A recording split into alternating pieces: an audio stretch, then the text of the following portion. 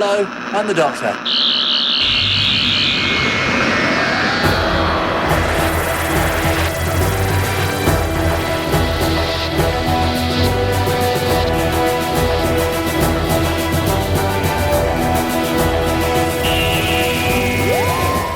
Hey you fans, and welcome to the Big Blue Box podcast. My name's Gary. My name's Adam. And welcome to episode 34. We had to do the quick reminder again before. What episode are we on? Yeah. I think I'm getting worse than you, though, because you seem pretty on the ball lately, whereas I don't know where we are. Yeah, I don't know why we do that. It's quite obvious. Last week was that episode number. This week's the next one. It's not hard to grasp, but we seem to struggle. I think it depends if we record in the morning or the afternoon. Like, my brain's never in gear in the morning. Well, it's never in gear anyway, but even worse in the mornings. Not enough coffee. That's it. So we've got a cool show lined up for you today. We're going to rattle through some news. Before we get on to that, we're going to give you a review of a really cool convention that you and I were at last weekend. Yeah, I'm still on a massive buzz about it, actually. I'm still on a massive high over it. Yeah, it was very cool. And then we're going to come on to our review of Survival, which is going to be an interesting one, I think, this week.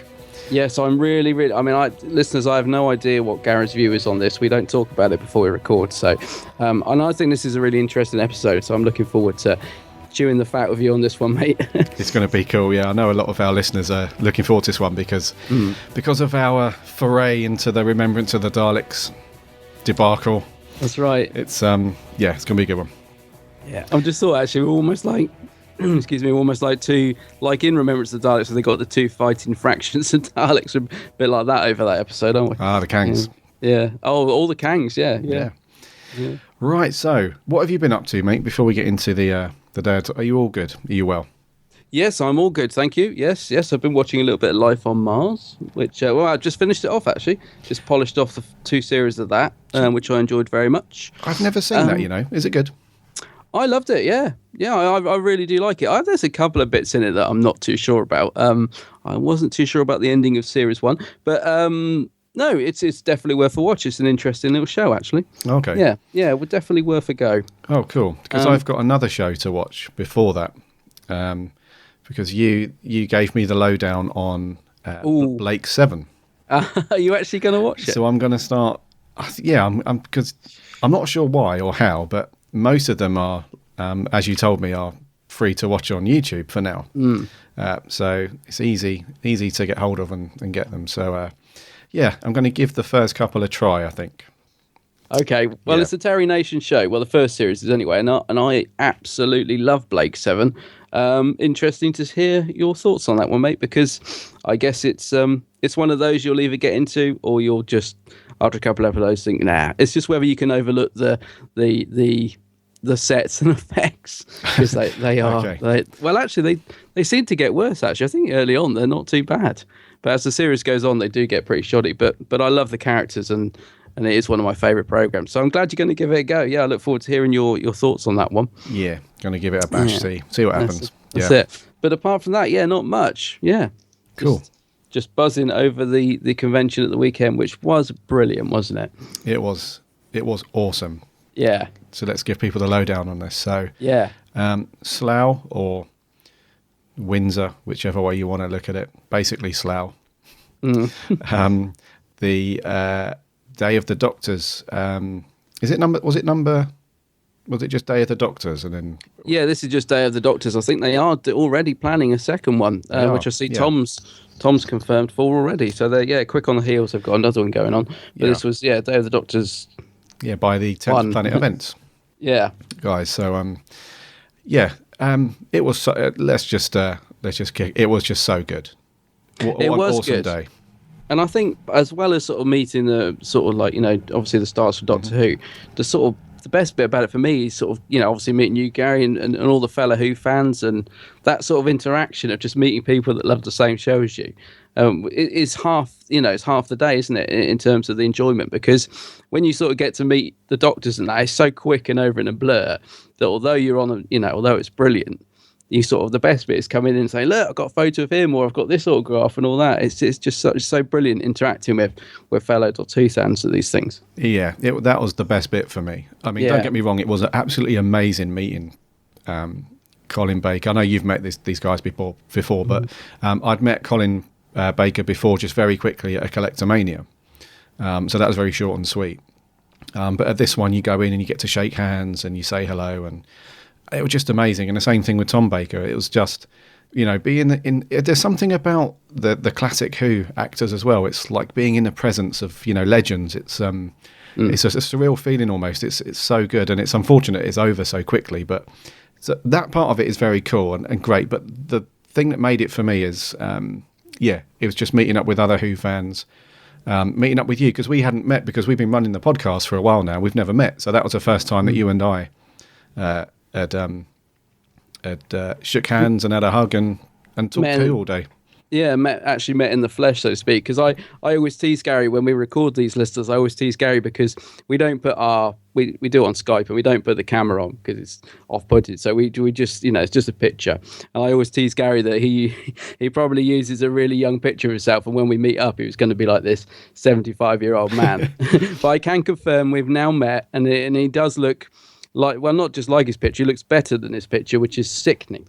Because actually, I've just realised that my picture is a couple of years old, and I do look younger and thinner in it. So yeah, I've actually, but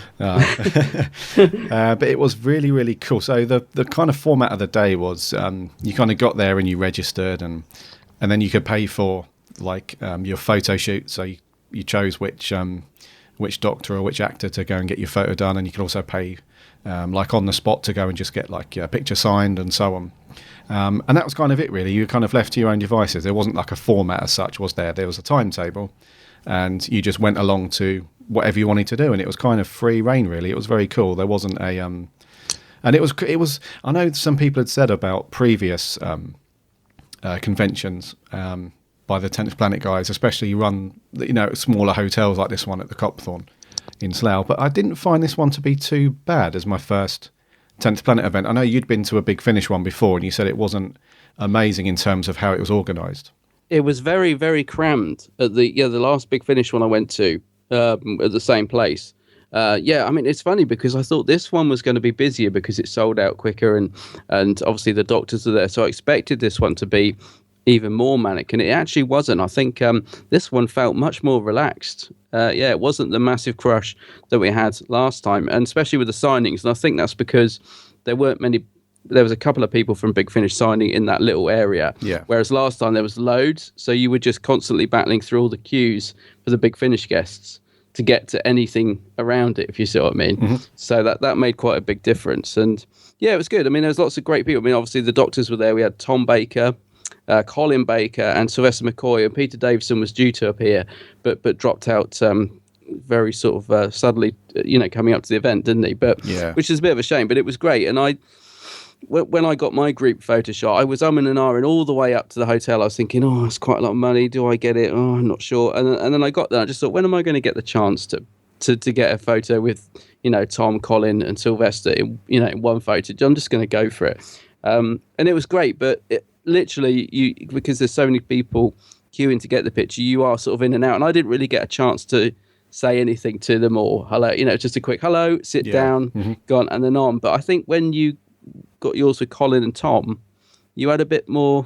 It's a little bit more relaxed, wasn't it? Didn't you sort of, like you said, shake the hand and say hello? And yes, yeah. Well, especially when I met Colin, because Tom, although Tom was in good spirits on the day, he was fairly happy and smiling, in most of the photos. Colin was a bit more chatty than Tom, which I think is normally the case anyway, from what I hear. But yeah, Colin was really cool. Actually, he kind of just immediately put his hand out, and he was like, "How are you? You having a good day so far?" I'm like, "Yeah." I was a bit starstruck, to be honest. I was like, "Yeah, it's so great to meet you, Colin. I'm a huge fan." He's like, "Oh, good." He's put his arm straight around me, and is this big squeeze and a hug, and it was. That I love that about celebs, especially when you go to conventions, because we spoke about this a couple of times actually on the day, didn't we? That some previous conventions that people like Peter Davison in the past, or even Colin actually, on having what I just said, just to blow that out of the water. Even Colin on some occasions has been a little bit moody. You know what I mean? A little bit sour faced, and you kind of think I don't really want to disturb him and stuff like that. But he was a really good mood that day, and he was. Yeah. And funny enough, I bumped into someone in the in the forum of the hotel before we went in, and they said, "Oh, I've just seen Colin. He's not in a very good mood. He's got a cold." I thought, "Uh oh, here we go." He did have a cold. Yeah, he did. Yeah, and he's on a stick because he's got something wrong with his leg, isn't he? That's Hurt it. his Yeah. leg. But he was in a very good mood. Yeah, especially when they did the panel. They had the sort of chat with the two, Colin and Sylvester on stage.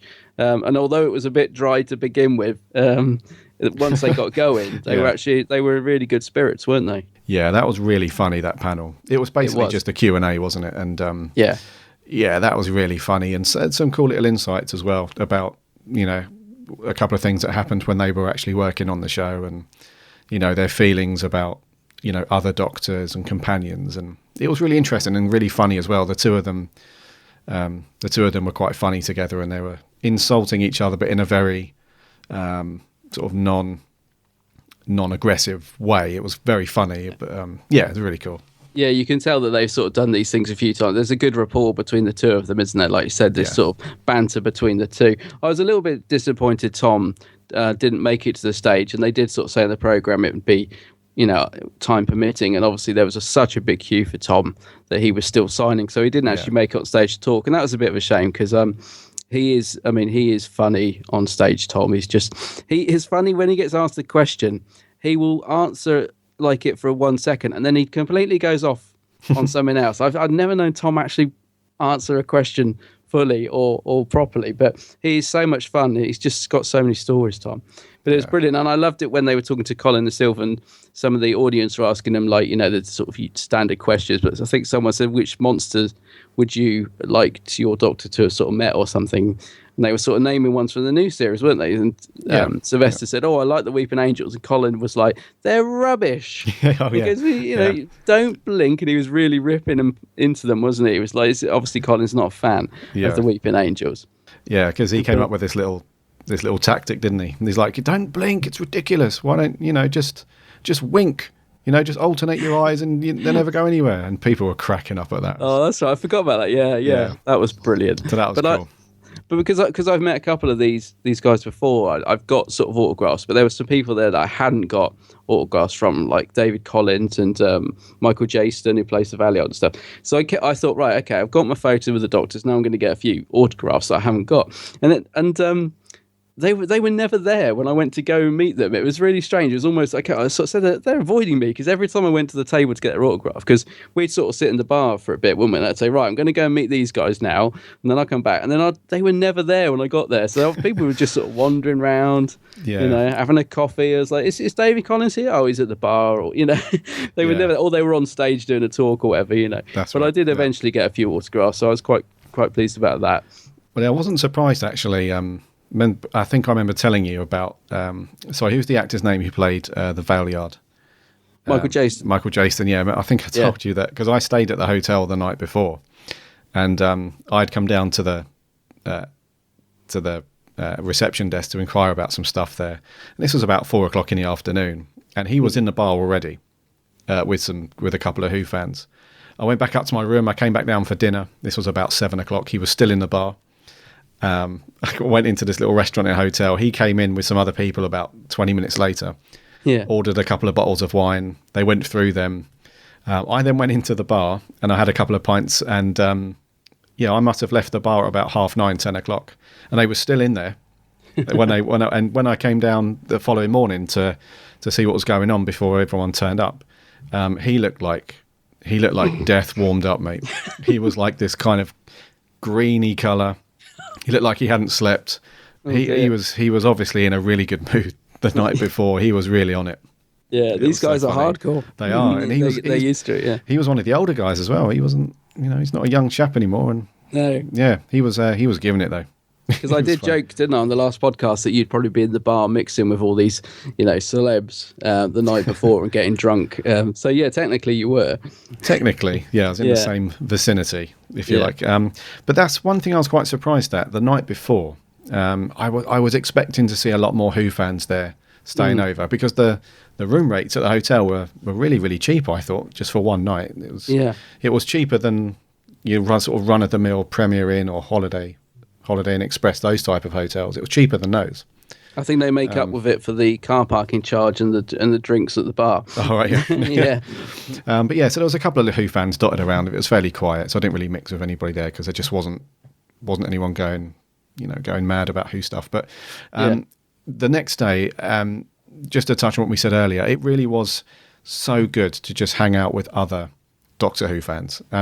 Definitely. I don't think I've spoken about Doctor Who for that length of time solidly, ever. I mean, literally from like 8:30 in the morning up until when I got off the train, because I got the train back with Cameron from Blog to Who, and literally that was like we left London. We sort of parted ways at the tube in London, and that was about 7:30, 20 to 8. So from 8:30 in the morning right up until that time, all I did all day was just talk about Doctor Who solidly the entire day.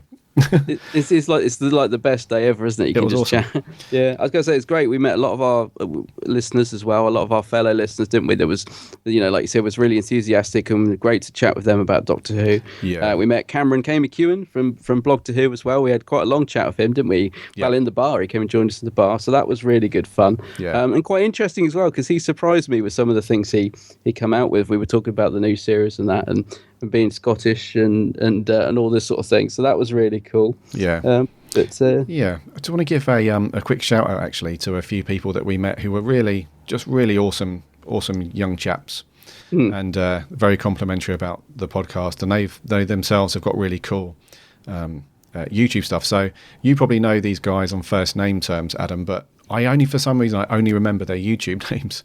All right. So Adam the Ultimate Whovian, which I'm assuming is just Adam. Yes. Yep. Really nice young guy. He was very cool. Adam's great. Yeah. Yeah, he was cool. Pertwee Smith 11.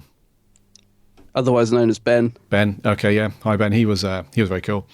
Scaramondas Productions. Otherwise known as Matthew.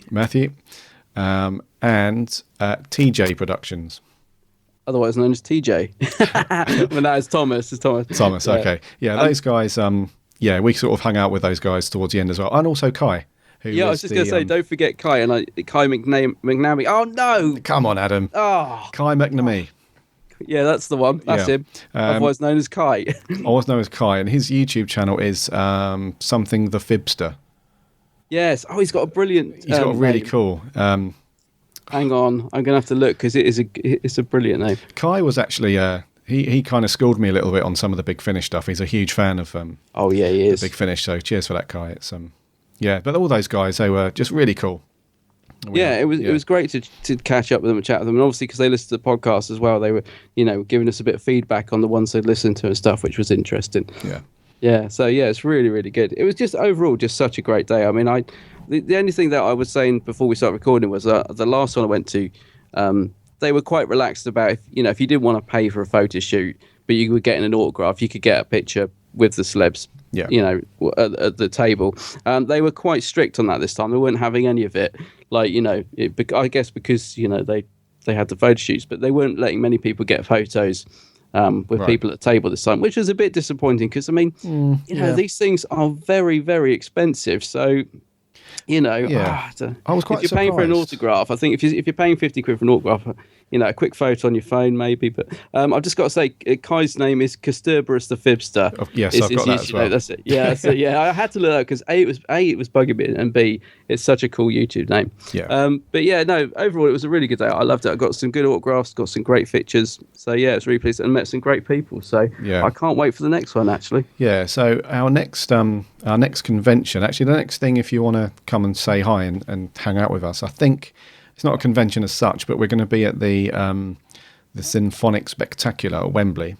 Oh yeah, I keep forgetting about that because it was booked so long ago.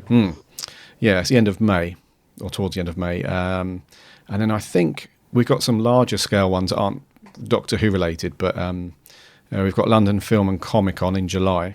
Yeah. I'll be at Collectormania in Milton Keynes. Are you going? Are you? Yeah. In June, and then we've got another cool, just a solely Doctor Who convention later on in the year, and I can't remember the name, so I'll dig that out and put it on Facebook or something. But yeah, we've got a few coming up You can. Yeah, because that's the first thing I did when I got back, because I was on such a high. I was like immediately on the computer thinking, right, what's the next one? Can't wait to go to the next one, you know. So yeah, we've got to line a few up now, I think, so that we've got stuff to look forward to. Did you get to meet David Warner, by the way? Because he was floating around quite a bit, and I eventually did get him to talk to him and to get him to sign some stuff. He was a really genuinely lovely bloke. But the panel had just started in the next room, and you were sort of saying, "Come on!" And I was like, "Yeah, just come in." And I was thinking, but I'd love to chat to him more, because he was really nice. He's one of these actors as well that is really, really friendly, and then when you have a picture with him, he looks quite miserable. Because I've seen a photo, not miserable. He's just got one of those faces, but he's a lovely guy. Paul Darrow does that. Paul Darrow, who plays Avon and Blake Seven, who you'll be seeing soon. He's one of the nicest guys you can meet. He's so funny, so friendly. But Avon's a very serious character, and whenever he has a photo, and I've talked to other Blake 7 fans about this, he always goes into Avon mode, so he looks really, really serious and moody. So I've spoke to other fans where they've said, Paul, could we have an Avon one, but could we have a smiling one as well? Because he just looks really, really angry in all his photos, but he's the nicest man. And David Warner was like that. I had a lovely chat with him, but I just was like, thanks, David, got to go, panel's starting, you know. Yeah, I didn't meet him or chat to him, but I stood next to him when I was picking up my new Tardis themed slippers from the store next to him. Oh, lovely pair of slippers. Yeah, they're cool. Yeah, they are cool. Very comfy. Yeah, I secretly wanted them as well, but I was eyeing them up, and I was eyeing up that what was it, the smartphone K9 as well. I had my eye on a few things, and the K9, the Bluetooth K9 thing. Yes. Yeah, so I couldn't decide, but I liked the slippers, and I liked your bag. Your bag got a lot of attention as well. Your Tardis bag. I'm not sure about that, because it's really popular. It's been out for years now, Forbidden Planet and everything, but nobody seems to have it. So no, look good. It's cool. I might get myself one of them for the next one. Bit of bag envy. A bit of bag envy, yeah. I think the next 10th Planet one is probably you're up for the next Big Finish one. Is that right? If you're going to go to that, I'll come along to that as well. Yes, I'm definitely. I was looking on the, what was coming up, and the Big Finish one jumped out, because I think that's the one where Katie Manning's there. Yeah. One of the people I really want to meet is William Russell, and he's the things that he's attended are not really near me, not easy to get to, but he is doing one at this hotel, and I got really excited. I was like, brilliant! It's one for the Denver Hall. Denver Hall, yeah. But I think it's £100 a ticket, and I don't know that I'm going to.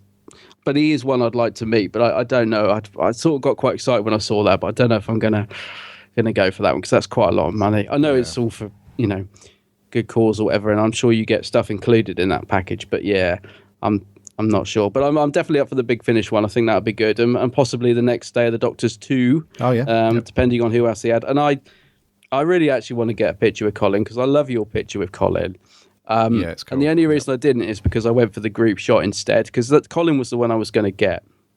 But because I thought, no, I'll get the group shot, I kind of didn't get any single shots. But I think next time, when I've had another wage packet and we go again, I'll probably get a Colin one, because it's a great picture you got with Colin. He'll probably be at the next Day of the Doctors convention. He seems to he loves conventions, so he should be there. I think he might be at the Big Finish 7. I think because I think it's him and Katie. I think that's why I was right. Definitely doing that one. I think he might be at that. So yeah, it's a good one. So we've got loads lined up. Really, you'll see us at one of these things in the future. Oh god, yeah. We'll be getting about a bit. I was just going to say we'll be getting about a bit, won't we? Yeah, we'll be. Yeah. So Day of the Doctors, very cool. Very good event. Yeah, great to meet everybody as well. Cool. Really cool. News time. Yeah. Okay, buddy. Yeah, let's land the TARDIS.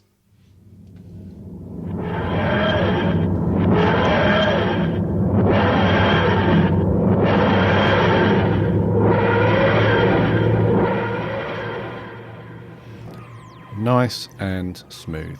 Very nice. Very nicely done. Thank you. New stuff. Right. First of all, this one's gonna make people laugh and cry in equal amounts, I'm sure. Yeah. The Radio Times, those guys love a good survey.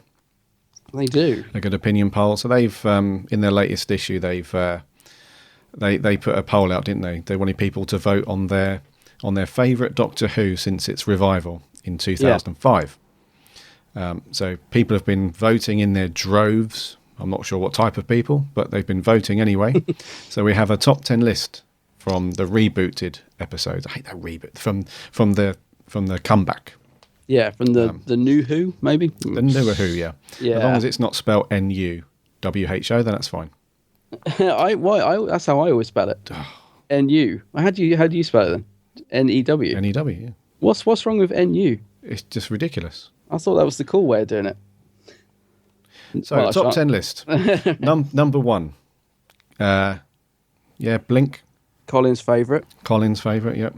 Blink, yeah, I mean, it's not, I wouldn't put it at number 1. I'm kind of not, it's always ranked highly, isn't it, Blink? It is, yeah. I think it's more because of the concept, though, rather than the actual story. Because I think when Blink first went out, it was, this idea of don't blink and the statue and everything. Brilliant idea to begin with. I like it. I like Blink. Yeah, I think it's very cool. I want to put it at number 1, but I think it's a great episode. Really good. Yeah, I'd agree. It's exactly same as you. Good episode. Wouldn't put it number 1. I'm trying to think what I would put number 1. I'm not too sure, to be honest. Let's not do that now. No, I need more time. More time. Yeah. Number 2, mate. Vincent and the Doctor. Vincent and this is another one. It's not a bad episode. It's pretty good. Definitely wouldn't have put it in the top 5. Yeah, again, nothing wrong with it. I don't know. Is it worthy of number 2? Perhaps not. Always bugs me that the Doctor leaves that invisible monster just dead on the floor in the church. Like, just have visions of the, all the sort of people coming into church the next day and bumping into it and being like, what's this? What's going on? We'll just leave that giant beast, invisible beast in the middle of the floor. But it's not a bad episode. The ending bit's nice, isn't it? It's got some good moments. Oh, yeah. I found it a little bit boring, that one. This is the one that surprised me because what are these doing at number 3? The Stolen Earth and Journey's End. This is I am thinking the right episode, aren't I? This is the group shot. Oh, is it? Oh no, I am thinking the right episode. Oh, okay. I was thinking of the what am I thinking of? The Matt Smith episode with the Silurians and all that. The stone. Oh, I can't remember. Silurians. No, you're right. Is that? No, you are right. This is David Tennant. Yeah, so it's Stolen Earth. This is Davros, isn't it? That's right. Yeah, this is. This is where you've got all the companions. You've got Donna, Martha, Rose. This one's got some good moments in, actually, but it just loses it big time in Journey's End, because Stolen Earth is not too bad. I remember it's got that brilliant cliffhanger, isn't it, where the Doctor gets shot by the Dalek and you think he's going to regenerate. I remember at the time, what a buzz. Like, we couldn't believe what was going on. When that episode ended, there was a lot of texts going around like, oh my God, if they, is the Doctor, is he going? Have they managed to keep it a secret? But it does fall really flat. And Davros is really good in this, but totally underused. Doctor. I blame you. There's a lot of potential there, but no. Yeah. Cool. No. Number 4. Now here's one. Now I would have thought this. I mean, not my personal favourite, but people really rave about Day of the Doctors. But it's number 4. Day of the Doctor. Day of the Doctor. Yeah. I really like this. I know. There's a kind of consensus that with this episode, it's the reason why it gets voted quite highly these days. It's because it's people are still riding the good vibes from the 50th anniversary and all that kind of stuff. But I genuinely do like this. Again, I don't know whether I would put it as high. I would put it in the top 10, absolutely. But it's a great. It's at the convention. Day of the I don't want to sound like at the convention. But yeah, they did ask, didn't they, about were they a bit miffed that they weren't included in this episode and stuff. And now that a bit of time's elapsed, they are starting to reveal a little bit more of their grumpy nature towards this topic, haven't they? Yeah, definitely. In fact, I'm glad you've brought that up, because I forgot to mention that earlier. Yeah, because I think they were quite sort of conservative when this aired, naturally, like you would be, they don't want to sort of say anything bad. But as time's gone on, I think they've sort of, their true feelings are coming out. And they were very candid about this, weren't they, on the day? And they said they were actually genuinely really peed off that they weren't a part of it. And we discussed this in the bar. Gary's got a brilliant theory of how they could have actually put them in. I mean, there's loads of ways they could have put them in. And also they were saying how they'd asked sort of Tom and Paul, because they do chat to each other. They said, people think that's a bit of a joke, but we do actually talk to each other all the time. And they said, we'd said to Paul or Tom, have you heard anything about the 50th? And they were like, no. So they were a bit miffed that they were then in it, as well. So there is a sort of genuine sort of bit of annoyance there, understandably, and I think they should have been a part of it in some way. I mean, Doctor Who is the kind of show where you can do anything, so they could have been included somewhere or other, and I think they should have been. It's I think I described it to you, Gary, in the hotel. That it's a bit like that. This show is such a big part of their life. It's a bit like not being invited to the 50th party, isn't it? It is. You know what I mean? They should have been in it, in my view. Absolutely, I agree, man. They should. But I do like the app. I do like it. It didn't celebrate 50 years of Doctor Who, in my opinion. If you want to see a good celebration episode, I think you can't go wrong with the 5 Doctors. That has got everything in it. 5-ish Doctors. Yeah. Oh, and the awesome. 5-ish. Yeah. Oh, and the 5-ish Doctors. Yeah, brilliant. Yeah. But it's a good app. Good app. Number 5. Love these two. Yeah. Absolutely. Yeah, The Empty Child and The Doctor Dances. Brilliant. Well deserved to be. Always like these episodes. Yeah. Really, really good. I think that's one of the scariest. I think that was the first actual proper scary episode of the series 1, if you like, from the newer stuff. You know, with the "Are you my mummy?" that kind of haunting. Yeah, the gas mask child. That's quite creepy. It stood the test of time well, actually, because I've watched this a few times over the years. It is one I do like to go back and watch, and I think it stood up well. Stood the test of time well. Eccleston's brilliant in it as well. He is good. Yeah. Number 6. Now, number 6. Army of Ghosts and Doomsday. I guess. I mean, not a big fan. I don't know. I haven't watched them for a while. Maybe I need to give them a rewatch. But it's okay. It's quite emotional, isn't it? It's I find it all a bit hard going, to be honest. At the end, the end. It's a bit of a hard watch just because it's quite emotional, and you depending on how you feel about the Doctor and his relationship with his companions, you kind of got this inner struggle. You're like, yeah, it's great because Tennant's so good in it, and Billie Piper's good, but at the same time, they shouldn't be writing this as like almost boyfriend and girlfriend. It should be a bit more. I don't know, but no, that's what I think as well. And I think at the time it's good on the first watch because you're emotionally involved in what's going on. But I think on repeat viewing, you know what's going to happen, you know what's coming up, and it just drags for me. This one a bit on a repeat view. Number 7, in 7. In 7, Girl in the Fireplace. Cracker. Very good. Like this one. Well deserved. Yeah, it's a good one. Yeah.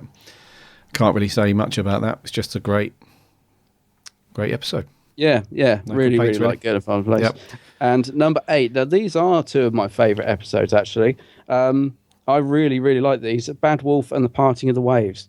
2 really good episodes. Yeah, very good. Especially Parting of the Waves. I think it's a brilliant episode. So many bits in it. I love the holographic speech. The whole regeneration at the end. The bit where he sends her back.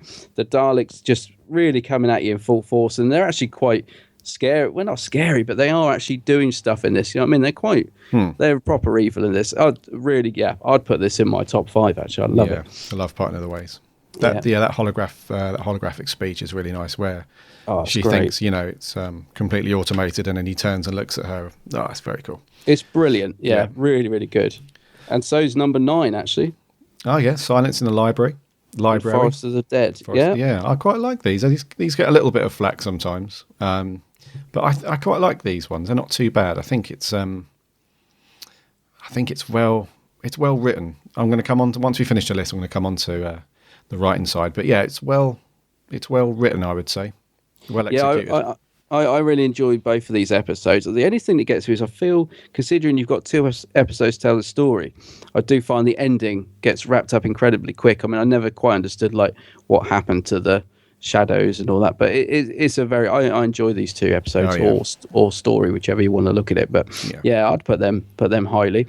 Now, here's an interesting one. Number 10, The End of Time. The End of Time. Is that RTD? My memory's cheating a little bit here. This is the last Tennant one, is it? The very last Tennant. Yes. Yeah. Sorry, I should know this, but it's the morning and the brain's not in gear. Yeah. I can't remember a lot about. I need to rewatch that one. Do you know what, mate? I can't watch it. You can't watch it. I can't watch it because I just end up a blubbering mess. It really hits. This episode really hits me. Does it? Yeah, just talking about it, I just feel like an idiot because I just start choking up, and it's just beautifully done. Like the last 10-15 minutes, a lot of people say the complete opposite. They're like, oh, it drags on for too long, and why are they dragging this out with David Tennant? Yeah, he was a good Doctor, but he should just. They call it a bit self-indulgent, don't they? A lot of people think it's too self-indulgent because he's going back and saying goodbye to all his companions and stuff. And they do. A lot of people say that, but I think it's a lovely send-off, and it may be a bit drawn out, I guess, but it's very cool. I need to rewatch it. I thought it was fine at the time. I hated the stupid little spiky coloured people in the spaceships. That might be the episode before. I can't remember. What are they called? Those prickly cactus guys. people. Yeah. But I do remember thinking there was some really good stuff in this. All the stuff with the Master and all the back and forth, and poor old. I mean, Wilf. I absolutely love the character. Oh, of he's Wilf. brilliant. And him and Tennant together, fantastic. Yeah. I seem to remember it's a good episode. I would need to go back and look at this one. Probably wouldn't put it in my top 10, but you would. I would put it in my top 10. Yes. Okay. For the newer stuff, I would. Yeah, absolutely. Just want to mention quickly, loads of Stephen Moffat in these ones. Well, it's because he's been on his computer voting for them all. 1, 2, 3, 4, 5. 1, 2. Yeah, he's got half of the list is a Stephen Moffat script. Yeah, which just goes to show how popular his writing can be when he's not showrunner. Because all of the stuff that he's wrote since, Matt Smith, when he's been showrunner, people have just destroyed his episodes for the most part. There's not many in this top 10 list, is there? I think there's one, isn't there? Just one. Yeah, which is Vincent. Oh no, that's Richard Curtis. Sorry, the Moffat one. No, he hasn't. There isn't. There isn't any actually. No, there isn't a Moffat script in the top 10 from a Matt Smith episode. That's really interesting. Yeah. So when he's not showrunner, he's bringing the goods, but I don't know. I think that's why I got so excited when I found out he was going to take over. I was like, no, so here we go. He's the man for the job. And something's just not happened with him. He's sort of fell apart a bit, hasn't he? Yeah, hit and miss. But yeah, when you look at his early stuff before he was shown around, absolutely banging out some really top quality stuff there. Banging it out. Yes. Yes. Yes. Cool. So that was a top 10 list. I'm sure you guys listening will probably be doing the same thing that we did. Screaming and shouting, crying and laughing, like, why do people vote for that? And oh my God. So, if you want to check it out, just jump on the Radio Times website or just do a search. Radio Times top 10 Who list or whatever. And Blink, number 1. I'll tell you who will hate it, Colin Baker. He hates lists. He does, doesn't he? He hates lists. Yeah. I don't blame him when you get a stupid list like that. But yeah. Anyway, moving on to other news. Yeah, so... We've got... Mark Gatiss, or Gatiss, however you want to say it. He's been confirmed. He's just finished writing an episode of season 35, it says here, of Doctor Who. So we're... Season, yeah. I know. 35 as well. Just pick whichever is appropriate for you. Series 9, let's stick with that. Yeah, let's go with that. Yeah. He told the Daily Telegraph that it's been a tough nut to crack, but he's delighted with how scary it is. And he can't see any more than that. Basically, he said it's been difficult to finish, which, let me just say, I don't mind Gatiss. I will always be thankful for An Adventure in Space and Time. It's one of my all-time favourite things ever. When it comes to his Doctor Who scripts, I find them very hit and miss. A lot of them leave me a bit cold.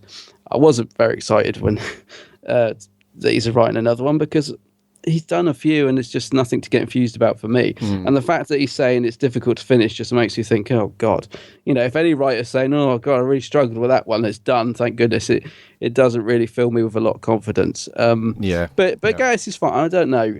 There's a lot, he's one of the better ones, I suppose. There's a lot worse out there. And I just think if someone had said Jamie Matheson has been announced for writing, I'd have been, yeah, brilliant. Oh, cool. Yeah. Mark Gatiss, just a bit muff for me. I know what you mean, mate. It's but I do like Gatiss. Sorry, Mark, if you're listening, I do like you, and you do some good stuff. But yeah, the fact that you said it's difficult to finish just doesn't really enthuse me, I'm afraid. No, I felt the same. So I feel exactly the same as you. I know we disagree on some things, but on this one, it's I'm totally with you, mate. It's An Adventure in Space and Time is just amazing, phenomenal, beautiful, and but his actual, his main show stuff, I don't know. Robot of Sherwood.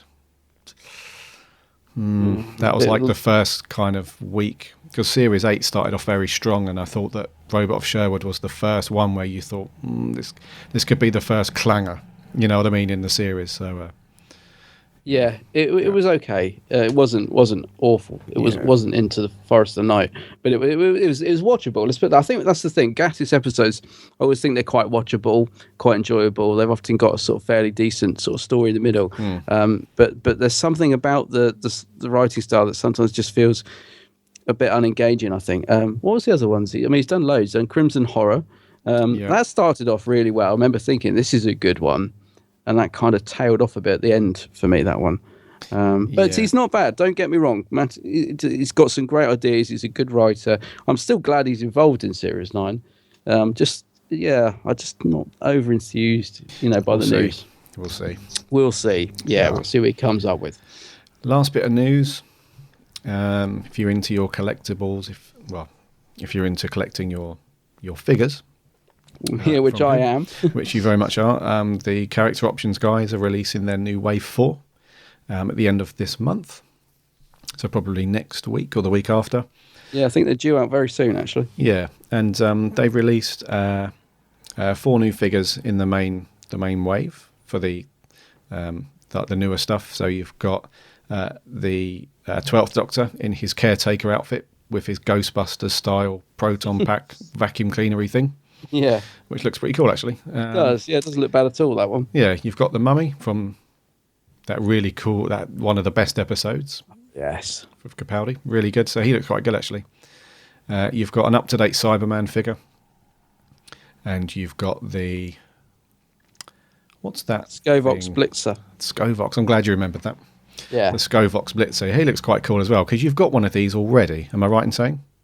Yeah, Scovox? Apparently this is exactly the same, but they've changed the colour of his eyes. I won't be buying it again. Okay. But yeah, I have to say, because the 3.75 range, they're a bit Marmite. You either love them or hate them, because the detailing on them really varies. The 5-inch figures were by far superior, there's no doubt about that. But these are getting better. I think when they first started doing these figures, they looked pretty awful. But they have really improved as they've gone on. Yeah. And these ones, they look good. And the Scovox Blitzer figure is really cool. Yeah. Not too bad about Cyberman. The Mummy looks quite interesting. You're going to get that one. I know you are. Yeah, I'm going to get the Mummy, and I'm going to get the caretaker doctor, because he does look good. I just hope they don't do a dodgy paint job on him, because they do vary. But yeah, those two look pretty good. Yeah. And if you haven't got a Scovox Blitzer, I have to say he's probably the best little figure they've done. There's something very cool about him. Okay. So yeah, he's worth picking up if you're into figures and you haven't got him. It's interesting because Cameron, otherwise known as Blog to Who, was talking to me at the convention about why he doesn't get why people our age buy figures. And then he said, I'm not being rude. I'm not going to do it. I can't disguise that. I said, I'm not going to be rude. You do anything, but... Yeah. But why are you into these? And I was like, I don't know. Yeah. And it kind of made me think, but I do. I love anything to do with Doctor Who, obviously, and I love buying figures and things. And yeah. Cool. And even these, I think they're worth picking up. I think they look quite good. New Daleks coming as well from the same range. These ones are... I've already got these. Activated. Yeah, okay. Yeah, I didn't. Are they reissuing these or something? Or maybe they're just doing another batch? Just another batch, I think. Yeah, they are. Yeah. They are good. I have to say they're quite noisy, but they are good. They've got like these little. It's a very simple idea. They've got these little brushes on the bottom of the Daleks, so when you switch them on, it's just the friction of the brushes moving that actually make them sort of glide, and they glide really nicely. They do actually look really cool. Oh, cool. But they are quite noisy. Oh, okay. It's sort of like a, but yeah, they're good. So they've done 4, haven't they? Yeah. Yeah. It's a reissue, I think. Yeah, they are good. They're a nice little addition to your shelf. I don't know if you're thinking of picking any up, are you? Maybe. Could always do with another Dalek. I don't think you can have enough Daleks, can you? Never have enough. No. So which one do you like the look of? I like this one. One looks like it's got a giant, and I know they always say egg whisk for the gun, but one of them does actually have like this giant egg whisk hand, and I can't remember what it's from. No, not liking that one. No, I don't know. Dalek Sek's good. Get a Dalek Sek. He looks mean. He looks black. cool. Yeah, in black. Yeah. Get a Dalek Sek. Yeah, we'll do. How much are they? $7.99. That's right. Yeah. Not too bad. Yeah, and the figures are $6.99. Yeah, it says $6.99. I'm sure they were more than that when I pre-ordered. Maybe they've dropped the price. Yeah. I shall have to check on that because I thought they were more expensive. Yeah. But $6.99 is about right. That's about what they're worth. I would say so for the 3 point. Yeah. So go and grab some new ones. Yeah, Go and grab them. more stuff to clutter up the house. Yeah. I think that's going to do for news. We haven't got anything else to go through with you guys. No, that's it. No Series 9 news yet. Which is a bit disappointing, isn't it? I haven't seen many set photos or anything. Yeah, tight-lipped at the moment. Yeah. So we're going to move on to our review. This is going to be a good one, I think. Adam, what are we doing, buddy? Yeah, so this week it's the end of an era, end of the classic era. Anyway, this week it's Doctor Who Survival. You had to pick a Sunday, didn't you? Bring me back to boredom capital of the universe. You pick the one day of the week you can't even get a decent television programme. As I recall, Ace, we came here at your request. I just said I wondered what the old gang was up to, that's all. You didn't have to bring us here. You could have dropped me uptown, I could have phoned. I just wanted to see what my old mates were up to. We didn't have to have the guided tour. Come on, Professor. So what's so terrible about Perryvale? Nothing ever happens here. Perryvale. Perryvale, yeah. It's actually Perryvale. filmed in Perryvale as well, Okay. which is quite nice. So a bit of authentic location. Yeah. Cool. So, okay, give us the lowdown on the story then, mate. Oh God, where do you begin? I mean, basically, yeah, it's quite nice because the Doctor and Ace. I mean, Ace is from Perryvale, so they go back to sort of see her old friends, you know, to kind of a break. But they sort of, when they arrive, this is one of the things I was going to say. The Doctor sort of all seems to instantly pick up that something is wrong for no reason.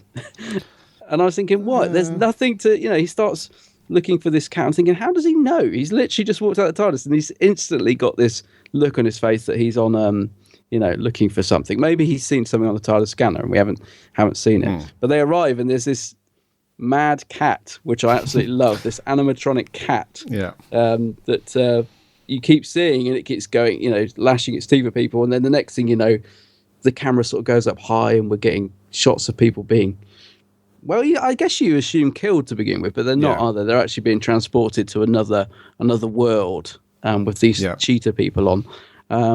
And yeah, so it's all about that really. In fact, survival. They keep saying in the actual episode, survival of the fittest, and that's really what the heart of the episode is about, isn't it? It's all about survival. They mention it 25 times as well. Yeah, just to hammer that home. Yep. Because the original title for this episode was Cat Flap. And it was. And I remember getting Doctor Who magazine before it aired and seeing this in the list because they changed it sort of fairly late on. So for quite a while, Doctor Who magazine was saying, and coming up, we've got Ghostlight, whatever, Cat Flap. And I was thinking, Cat Flap? And my reaction was like, what sort of title is this? But you know what? The reason it was called Cat Flap is because Rona Monroe, the writer of the episode, she said, you never know what's coming in and out of your cat flap. And it's a gateway between two worlds. And I thought, actually, I actually really like that. Oh, the explanation is cool. Yes, but you can't sell it on. No, I think Andrew Cartmel said, at some point, I think we'll change it. Yeah. I think it was going to be called Survival of the Fittest, and then they just shortened it to Survival. So, yeah. So that's, I mean, what else is there to say about the actual story? It's, they keep getting transported back to this world with these cheap people. And the longer you're on the planet, the more you start to turn into these cheetah people. Yeah. That have the ability to transport between two worlds. And apart from, obviously, this sinister character, which we'll come on to, that the Doctor knows, apart from him being on there, what else goes on? Not a lot, really. Not a lot, no. Yeah. What? So, but he's sort of controlling it, like this mad cat that I mentioned earlier. Yeah. That's killing people. That it turns out that it's being controlled by the Master, who is trapped on this alien world, isn't it? Yeah. Now, one of the things I don't quite get about the story is why he's been using this cat to bring people to the planet. I know it's sort of to distract the cheetah people, but the Doctor seems to work out pretty quick that he can, once people start turning, they can use them to get back to Earth. So I'm not quite sure why the Master's been trapped there for so long and hasn't managed to escape. That's one of the things I don't quite get. Yeah, I couldn't grasp that, why he's No. there, or not sure. No, but what did you? So let's start at the beginning, right? So episode 1, what did you think? Because I really like the first episode, and one of the things I think that really adds to the sort of feel of it is the music. I think really works well in building the tension. I like the idea behind it. What did you think on your first watch? Okay. My overall feeling is, well, Don't hold back. I'm not surprised at all that the show was axed based on this type of thing. Right. Okay. Because this was the last. I'm sure our listeners know, but this was the last episode of classic Doctor Who. The series was axed after. I mean, well, obviously it was axed while this was being made, which is hence the overdubbed speech at the end, really, that got changed. So this sort of signalled the end of an era, the end of classic Doctor Who, up until the TV movie, pretty much. Yeah. So this was like the final curtain, because I think the BBC dressed it up as it was just going to go on a break for a while. And it never came back until, well, I think there was Dimensions in Time somewhere in the middle, but it didn't come back until the TV movie, which was about 7 years later, I think. Yeah. Was it 96, the TV movie? Yeah, I think so. And this was 89. So Doctor Who was off air for 7 years after this episode ended. So I'm guessing you weren't impressed. I wasn't impressed, mate. I'm going to be... be you have honest. to be honest, don't you? And, you know, it's one of these things where...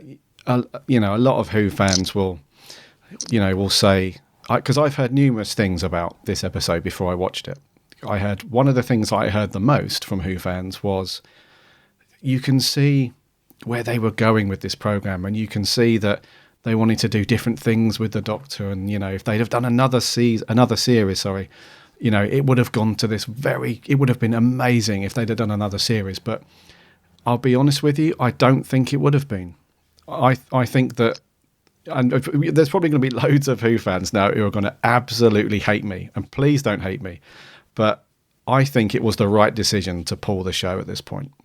Okay. Because it just needed a new producer, it needed a new writer, it just needed to stop, because it was just bad. And I hate myself for saying that, and there's probably loads of Who fans who are probably going to press the stop button right now. But, I've got to be honest with you. It's just, I can absolutely 100% see why they pulled the show, because it just wasn't very good. So did you not? Okay, don't press the stop button, listeners, because I'll try and inject some positivity, because I like this story. I like it a lot, and I really enjoy it. I don't think it's the best by any means, and I think there's a lot of shortcomings, which we'll come on to. But as I said earlier, I liked episode 1. I love the setup for this, that they arrive and there's this strange stuff going on, the thing with the cat, and and I think the music's great. I think it's really sinister, and I was thinking, if you took the soundtrack off, a lot of these scenes would fall really flat, right, because of the production and the acting. I think that the music really helps. But I like the actual storyline. I think it's a good idea, of these sort of being going between two worlds and stuff. I kind of like the story. The story is okay. It's and by the way, I'm not going to mention or talk anything about production values or dodgy animatronic cats or the really strange filter that they put on the sky when there's on the cheetah planet and all that stuff. I'm not going to talk about that, because that's just expected, isn't it? Yeah. At the time, the show wasn't really feeling much love from the BBC executives, and oh no, you know what I mean. So the production guys and all that. It's not a dig at those guys at all, because we know exactly what they had to work with. They didn't have much money; that they just had to do it. Simple as that. So I'm not going to bash any of that stuff, because that's just expected. So I didn't mind the story. My main problems with what I've seen of the McCoy stuff so far, and especially this one, it's just not very good television. That's the only way I can describe it. Right. Sylvester McCoy is okay in it. He's a bit... I find him a bit one-dimensional in this episode. There's a couple of little scenes where he's... Like, the biggest emotion that I saw out of him during the entire episode is the scene towards the end where he's having a ruck with the master. Yeah. And he's on his knees and he's screaming, if we do this, we'll end up like animals, that sort of thing. Yeah. He's really going for it there, and that's really cool. I didn't really see anything else from him throughout the 3 episodes, really. Right. He was a bit flat, a bit one-dimensional, and he didn't even roll his R's that much. No, he didn't. I was waiting for it. Yeah, I was waiting for it. I was thinking, because Gary hates it when he rolls his R's, so I always look out for them. I like McCoy. I think he's actually trying to take it really seriously. I think he's trying to be this sort of mysterious, what's going on type thing. But yeah, I think he's all right. I like McCoy's Doctor. I think he's okay. Yeah, that kind of worked against it for me. Okay. Yeah, because at least in some of the other stuff that I've seen, even in Remembrance, he's got a much more wider range of emotions in those ones. And because the famous scene in the cafe, in Remembrance, really great little scene, and he's kind of you can see that he stripped back all of the zaniness and the bits and bobs, and he's just having a real deep conversation, and then a minute later he's like running around and he's got this kind of these quick kind of smiles and quips about him. It's cool. But in this one, I think because he'd taken on board almost quite literally the direction they wanted to take the show, and especially the Doctor, because we'll come on to this later, but there's a cool documentary, isn't there, included with the DVD called Endgame, which explains the reasons why they cancelled the show and all the rest of it. And when you listen to the script editor and some of the writers, so Andrew Cartmel and those guys, they said that if they were to go on to make another series, then they were going to make the Doctor a bit darker, a lot more mysterious. And I think Sylvester takes that on board a bit early and a bit too literal, and you don't really get anything out of him for me, because he tries to play that very kind of I'm not going to give much away in terms of emotion. I'm going to hold back a little bit. I'm going to be a bit more mysterious. And because of that, the rest of the show doesn't gel with that at this time. So he's trying to be a bit mysterious and hold back, and all the other guys are just doing what they usually do. And it just kind of jars a little bit. And I feel that you don't get as much out of him as like earlier on in this series with him. Yeah, that's a fair point, actually. Yeah, because I think that's what I meant about like he instantly sort of splits up from Ace and starts doing his own thing, like buying the cat food and trying to find out what's going on. And he's sort of, like you said, he seems to know what's going on instantly, and I don't know why. There's nothing to sort of arouse his suspicion when they arrive. He just instantly starts going off on this sort of mission, doesn't he? And Ace goes off to find her friends. And I think one of the things I like about Seventh Doctor is that I do like the Doctor and Ace together. I really like this Doctor companion relationship, because I sort of generally think they seem to sort of care about each other. So I do, I do like the Seventh Doctor. I think I know what you mean. I think he is playing this sort of smouldering, like you said, it's all in his head what's going on, but I'm not going to tell you sort of thing. Mm-hmm. And I think that is down to the sort of direction they wanted to take the show, basically. Yeah, and I do like the Seventh and Ace together. I think they're quite cool. I really like Ace. Yeah. Were you surprised to see Hale and Pace pop up? Oh, I was going to come on to that. What an absolutely dreadful, diabolical scene with those two. Those two can't, those two can't act at all. I know, and it's got to be the worst joke in history, isn't it? The joke he's telling in the shop. Yeah. But it's not actually a joke, is it? It's just there to say Law of the Jungle is the worst joke ever. The Law of the Jungle thing is kind of, I don't know, it's a very odd bit of writing. And as you say, coupled with the acting.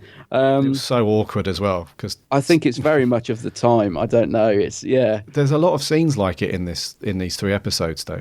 There's a lot of scenes. There's especially the scenes where they're on the cheetah planet. And I still don't know what that planet's called.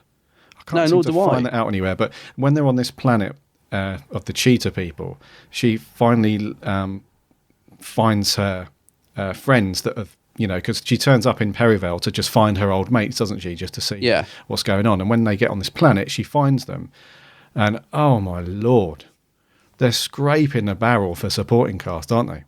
Well, I don't like the I don't. Yes, I suppose they are. I gotta say the only one that really grates on me is that guy in the youth club, like the sergeant major or whatever he is. He's just really hamming it up. Oh, mate, all of them are obviously, different opinion to you, but all of them, especially Midge, this guy Midge, he has like this kind of Do you remember the dude from Paradise Towers?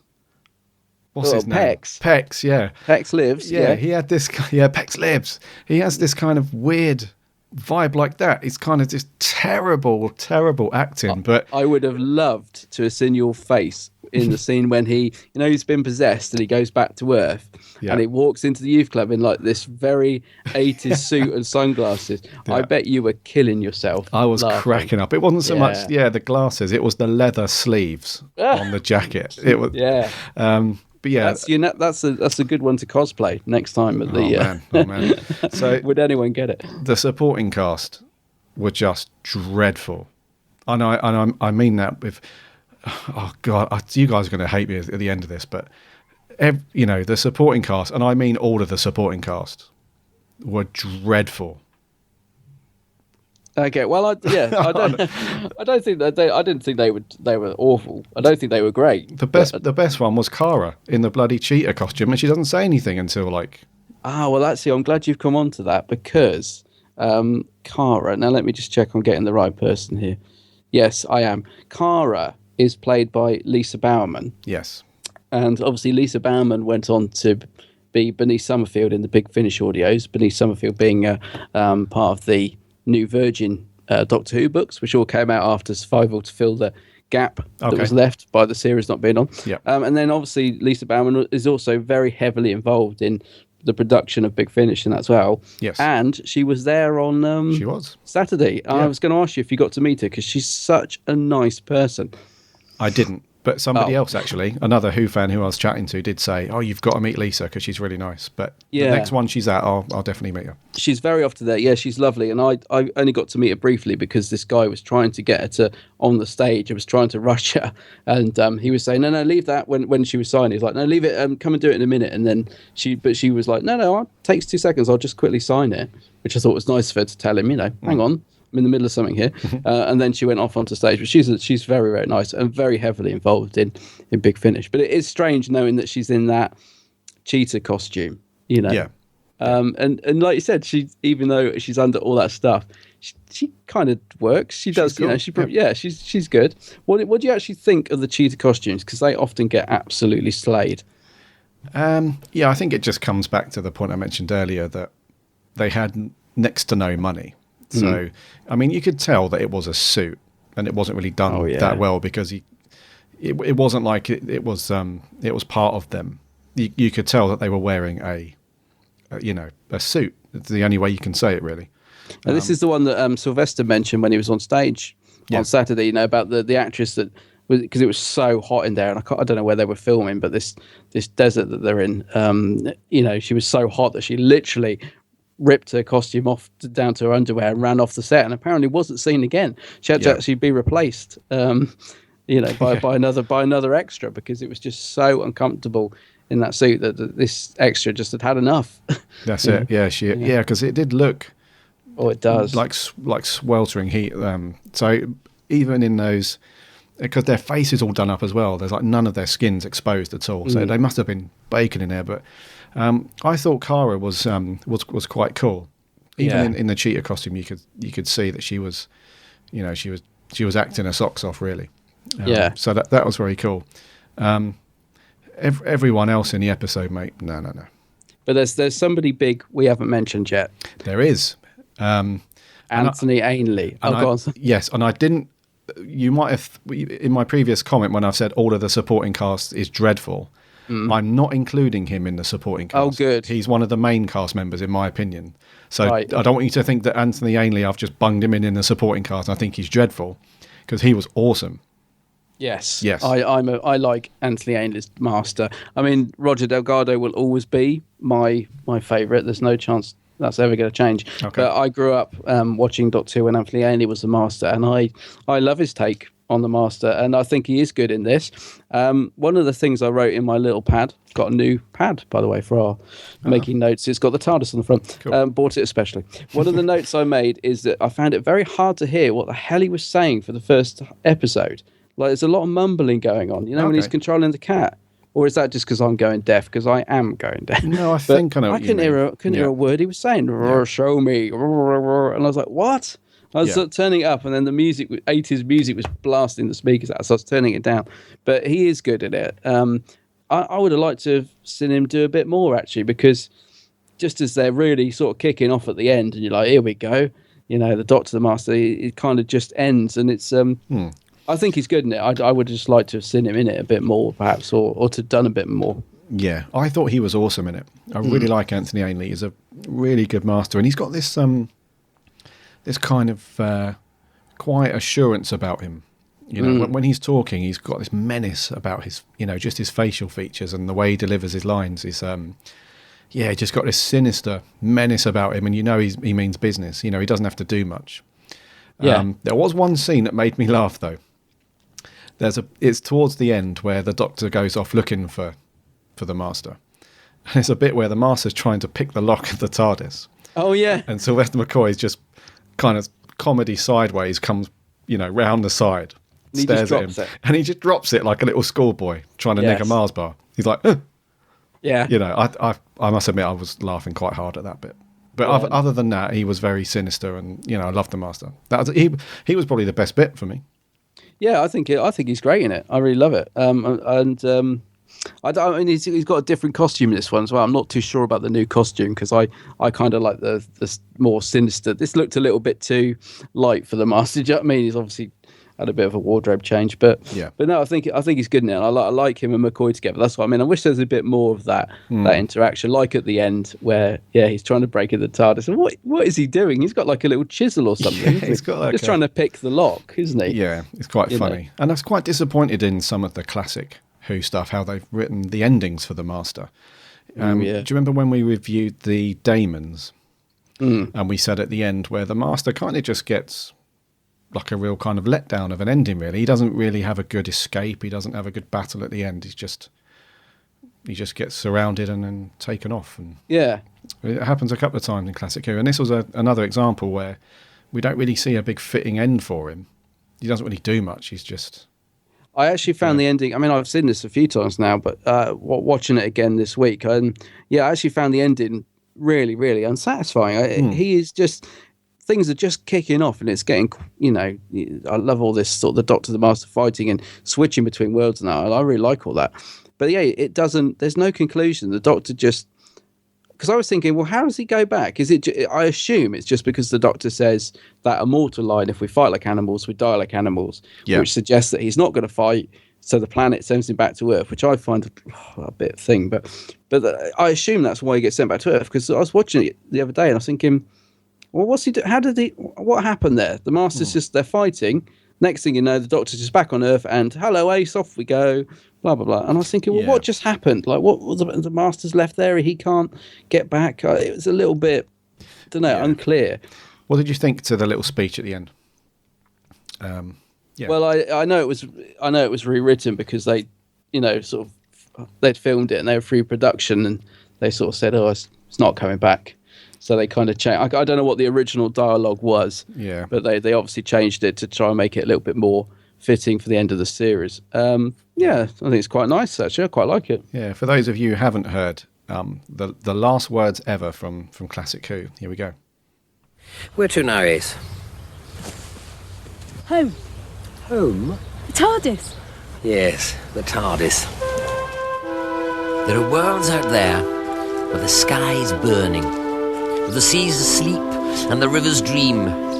People made of smoke and cities made of song. Some of there's danger, some of there's injustice, and somewhere else the tea's getting cold. Come on, Ace, we've got work to do. Yeah, I actually really like it.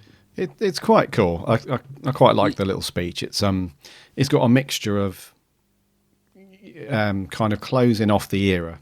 They're going for a bit of sentiment with it, aren't they? Yeah. They're going for sentiment that they're walking off into the sort of sunset basically, and this is it, isn't it? And it kind of leaves it open though. It doesn't close off the whole theory and the idea of Doctor Who, does it? It kind of leaves everything open. Like, come on, Ace, we got work to do. Yeah. So you know that, yeah. It doesn't feel like an ending to me. I think even at the time, I don't think I really knew that was it for Doctor Who. I think I just assumed it would come back. And it's just having another rest. I don't think at the time I thought oh no, it doesn't feel like a sort of significant end, but that's kind of nice actually, because like I said, it does just leave it, they've gone off, together and off on more adventures, and I think that's why they wrote all the books, and Big Finish was, in their element then, they took off and started doing their stuff, and yeah, so it's quite nice in a way. Yeah. I must admit, I did feel a little bit sad at the end, because obviously I wasn't watching Who back then, but I did kind of, I've got a big love for the show, and it's a very big part of my life, and I did think that it does feel, even though the time's gone by and it's not that anymore, and I'm watching this many years after it actually ended, but I did kind of put myself in the shoes of Who fans who were watching it at the time, and I thought to myself, this must have been pretty hard to watch, because a show that's been on for so many years and is loved by a lot of people, they're witnessing the last ever scene and the last ever little speech and all that kind of stuff. So the last few minutes, especially that little speech, I did kind of have a little feeling like, this must have been pretty hard to watch if you were a die-hard Who fan back then, and you're watching like your show just slip away, basically. I think, I don't know. I find it harder to watch now, because it's, as I said, because at the time, I don't think I really sort of realised that was it. I just assumed that they'd be back. Right. So for me, it's more poignant watching it now, because you sort of watch it knowing all the stuff that was going on behind the scenes. Like you said, that they knew now that this really is it. Like it had its hiatus before, it had come back, but this really was it. So I actually find it more emotional watching it now.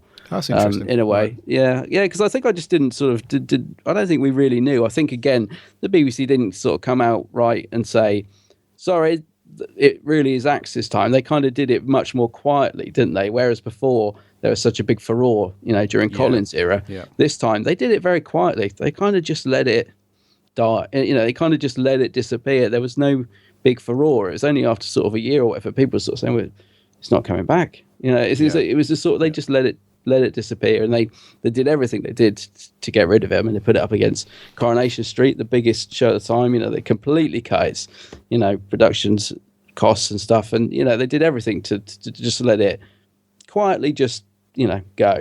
So I find it more emotional now. That even watching it the other day, I just think, so sad. This is it. This was it, sort of thing.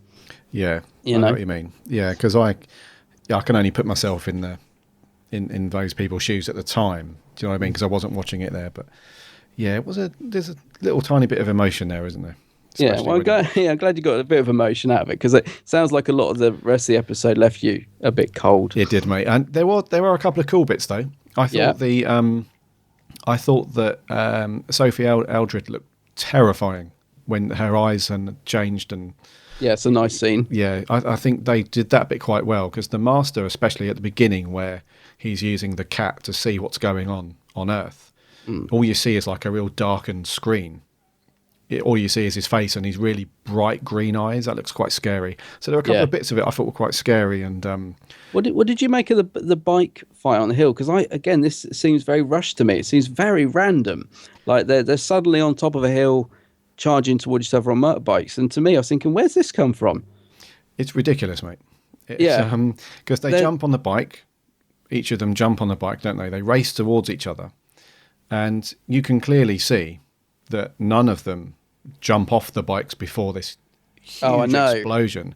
And then they just make a mockery out of it, because you find Sylvester McCoy conveniently headfirst with his arse sticking up in the air in this pile of rubbish. Yeah, I must admit, I was thinking, what on earth is going on? That whole bit is so random and jarring, isn't it? I thought that. I mean, it's a great explosion. It's a good, visually, fantastic. But what is going on? Like, it is just a bit crazy. And and having him upside down in the rubbish, like you said, with his arse in the air, and then the Master just walking past laughing. It's kind of, I don't know. I don't know what they were quite thinking. I mean, the bit where Ace picks up the hat and the umbrella, I like visually, I like what's going on, but I in terms of story and actual writing content, I have no idea what that bike scene is all about. And then they kind of just walk off again, don't they? It's almost like these little scenes of action moments, but then once it's over, we'll just pop another cuppa, and then I might pop back to the planet for a while. I might see if I can break into the TARDIS. Hopefully the Doctor isn't around, even though I've just seen him on the rubbish skip.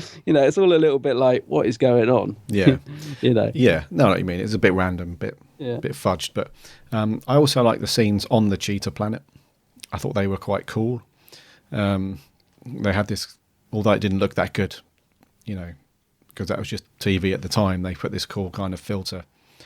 I had a feeling you wouldn't. I mean, there's a bit where they're having a fight. The group start attacking the cheetah people, and I had a feeling you might find that a bit cringe. I was thinking, this isn't very good. Although I think they've done their best to edit it to make it look good. But I had a feeling you might be cringing during that. Yeah, I did have one problem with the cheetah planet, though. Sorry to go back to negative stuff. The cheetah people are obviously extremely hungry a lot. So why don't you just eat the horses? That's a good point. There's fresh meat right under their noses all the time. And they're cheetahs. They don't really need a horse to get around.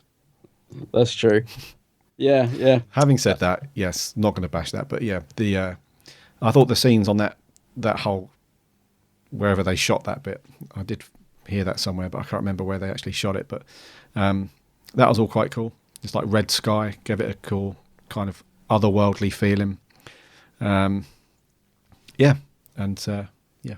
have a feeling the bit where they're walking away, and someone, if you're listening and I've got this wrong, please do correct me, but I have a feeling they might have had to film that when they were doing another story, because I think they filmed Ghostlight after this, and that was it. I think Ghostlight was the last one to be filmed. It was, yeah. Yeah, but I have a feeling that the scene of them walking into the forest was filmed on a completely different day at a completely different location. I can't remember the reason for that. I think it was quite a troubled production all round, actually. Right. Okay. But because Rona Monroe, I believe this is the only time she's ever written for Doctor Who. Apparently, she sort of requested to write for Doctor Who. So it's quite unusual that the last story to go out was written by someone who'd never been involved with the show or anything.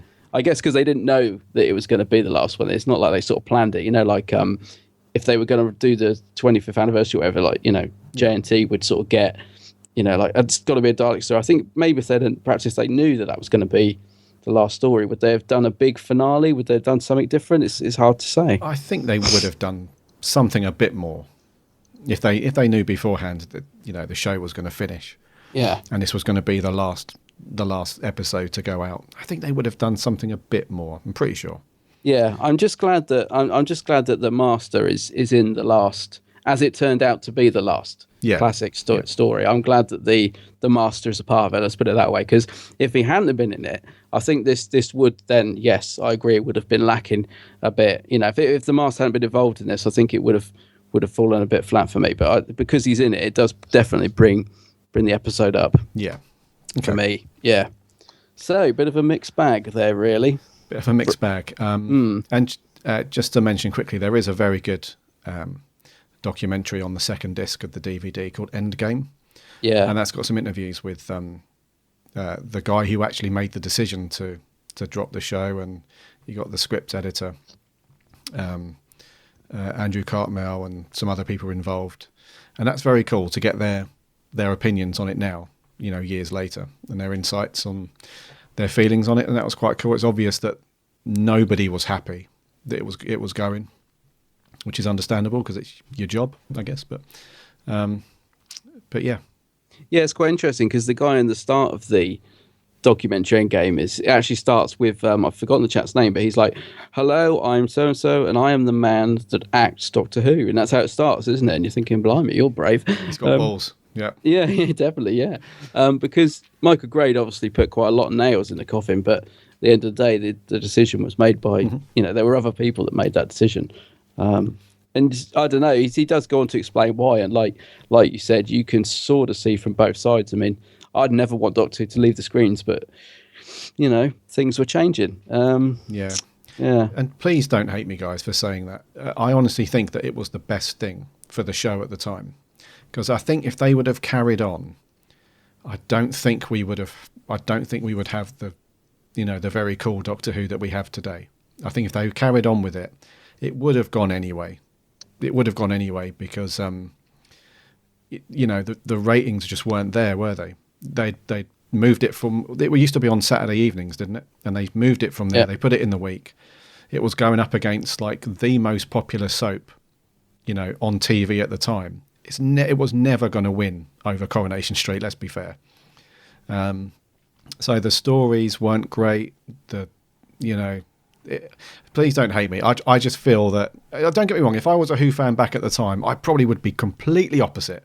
I'd have been like, no, because I'd be like that now. If you know, if we had an announcement come out to say that the show was going on a break now, or it was going to be cancelled, I'd be absolutely heartbroken and I'd be in uproar, you know, and that sort of stuff. But it's easy for me to say this in hindsight, but I do think that the best thing for the show at the time was to stop.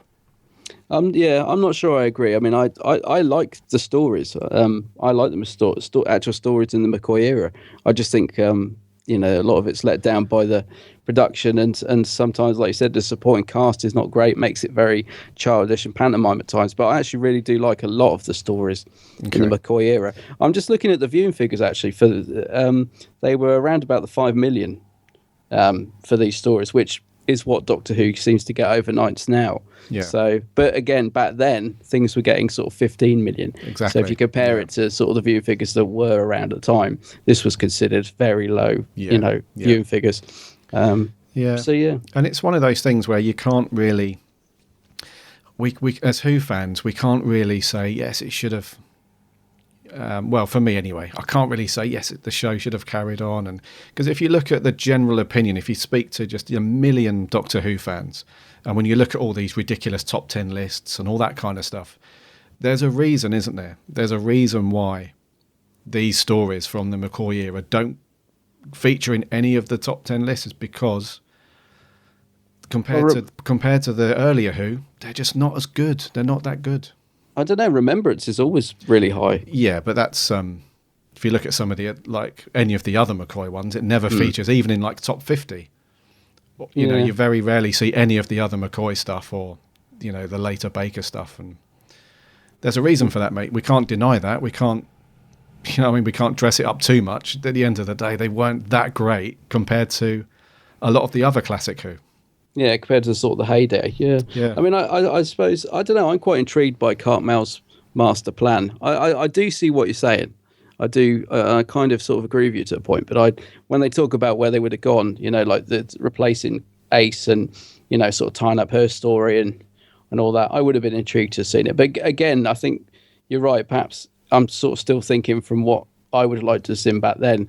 Maybe in hindsight, it needed that rest to come back as good as it has. But yeah, I don't know. At the time, I don't think I obviously didn't want it to end. I'd have loved to have seen more. You know, I loved Ace and the Doctor together. I'd have definitely liked to have seen more. But I don't know. Sometimes a break, sometimes a rest does you good.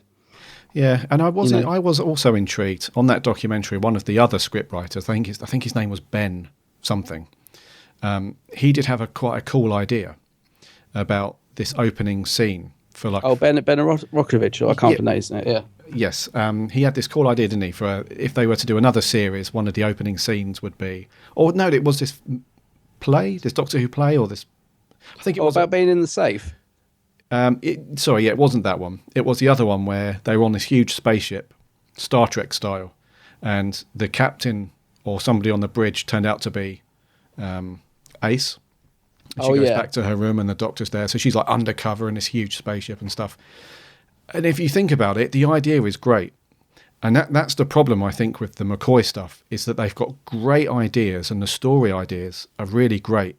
But because it was unloved at the time, they just wouldn't have been able to pull it off with any good quality. If you think about what it would have taken to have a huge starship and then like this big bridge, like it would just been Yeah, I think he actually says that, doesn't he? He says the idea would be good.